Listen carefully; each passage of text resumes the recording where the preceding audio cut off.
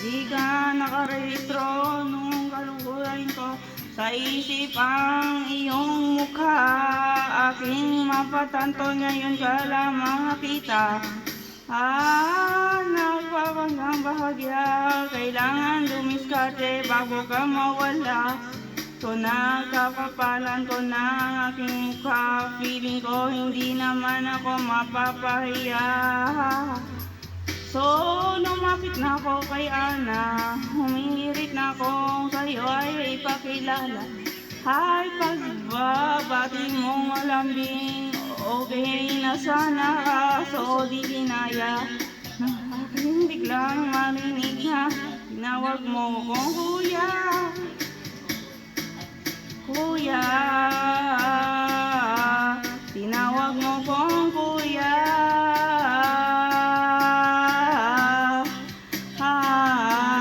Pinapatunayan mo ka ng father, para bang sinasabi mo sa akin hanggang there lang tayo. Kuya, kuya, kuya, kuya, kuya, kuya, kuya.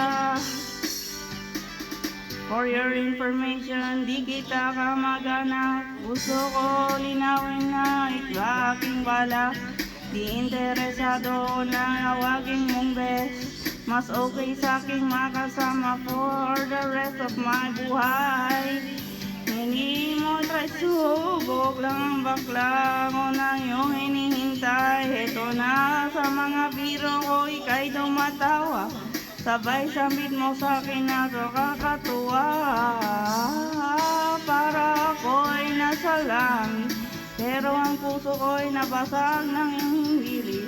Hoy, bakit mo dinugtugan? Okay na, sana na matutuwa ka. Ngunit hindi ko matanggap na dinagdagan mo pa ng kuya.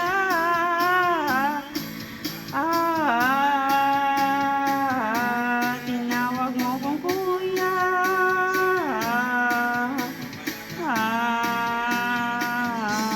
Pinapatunayan mo kagad ng pader, para bang ang sinasabi mo sa akin, dear lang tayo, kuya.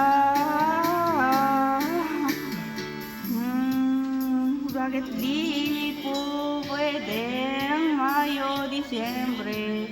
Bakit kailangan mo agad batayin ang pag-asa sa pamamagitan ng isang salita? Okay na sana kaso di kinaya, ganun na ba ako katanda? Pinapatunayan mo ang ganda ng pader, bihara bang sinasabi mo sa akin hanggang there lang tayo, kuya.